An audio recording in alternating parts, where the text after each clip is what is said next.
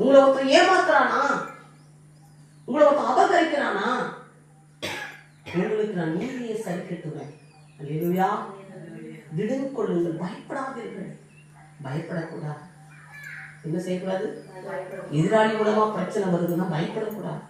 யாருன்னா உன்னை ஏமாத்த வரனா பயப்படக்கூடாது. நீதியை சரி கட்டுகிற தேவன் நம்ம கூட இருக்கிறார். நமக்கு பேச மனிதர்கள் இருக்க மாட்டாங்க, நம்முடைய நற்காரியங்கள் புரிந்து கொள்ள மனிதர்கள் இருக்க மாட்டாங்க. ஆனா எல்லாமே தெரிந்தவர் அவர் தான். அல்லேலூயா. நீதி எது, அநீதி எது? நீதி எது? ஒரு மனிதன் சொல்வதனால நீதி கிடையாது. நான் நல்லவன் என்று சொன்ன நல்லவர்கள் கிடையாது, கெட்டவன் சொல்வது கெட்டவர்கள் கிடையாது. கர்த்தருடைய பார்வைக்குத்தான் தெரியும் எது நீதி எது அநீதி. நியாயத்திற்கிற நியாயாதிபதி அவர்தான் நம்மளை பரலோகத்துக்கு கொண்டு போகிற, ஒரு நரகத்துக்கு தள்ளுகிறவர் அவர்தான். அல்லேலூயா. நியாயம் ஒருத்தவனை தீர்ப்பு செய்யக்கூடாது. குற்றவாளி என்று ஒருவனையும் கை நீட்டி சொல்லக்கூடாது. அது நமக்கு கொடுக்கப்பட்ட அதிகாரம் கிடையாது. ஒருவனையும் குற்றம் சொல்லக்கூடாது. யாராவது குற்றம் செஞ்சாலும் அதுக்குரிய காரியத்தை அவர் பார்த்துக் கொள்வார். அல்லேலூயா. கர்த்தருடைய பிள்ளைகளாக இருக்கிற நாம் அவரை சார்ந்து கொள்ள வேண்டும், அவரை பிடித்துக் கொள்ள வேண்டும், அவரை விட்டுவிடக் கூடாது.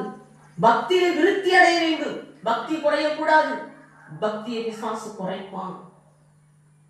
சர்ச்சைக்கு வர விட மாட்டான், கர்த்தரை ஆராதிக்க விட மாட்டான், ஜெபம் பண்ண விட மாட்டான், வேதத்தை வாசிக்க விட மாட்டான்.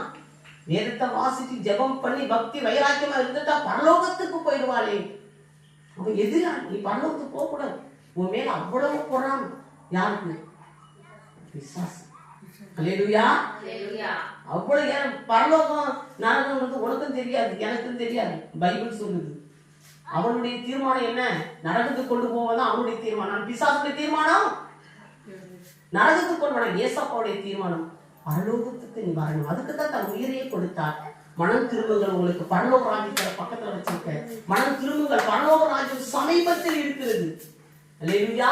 மனம் திரும்புகிற ஒரு பாவி நிமித்தம் பரலோகம் மிகுந்த சந்தோஷம் அடைகிறது. அல்லேலூயா. ஒரு மனுஷன் பாவத்திட்டு மனம் திரும்பும் போது பரலோகமே சந்தோஷம் அடைகிறதுமா? ஏன்னா நீ பரலோகத்துக்கு வரப்போற. ஆனா மனம் திரும்பாமல் இருந்து விட்டால் நாம் நரகத்திலே போய் நித்தியமான அழிவு. அது சாதாரண ஒரு அழிவு கிடையாது. கவனியமா, நித்திய அழிவு. அந்த நித்திய அழிவுக்கு கொண்டு போகணும்னா அச்சரத்தனங்களும் நிர்விசாரங்களும் அவருக்கு சமமாய் ஊழியர்களை தேவன் நிறுத்தி வைத்திருக்கிறார். உங்களை ஏற்றுக்கொண்டவன் யாரோ அவர்கள் தான் என்ன, உங்களை உதாசீனப்படுத்துகிறவன் யாரோ அவர்கள்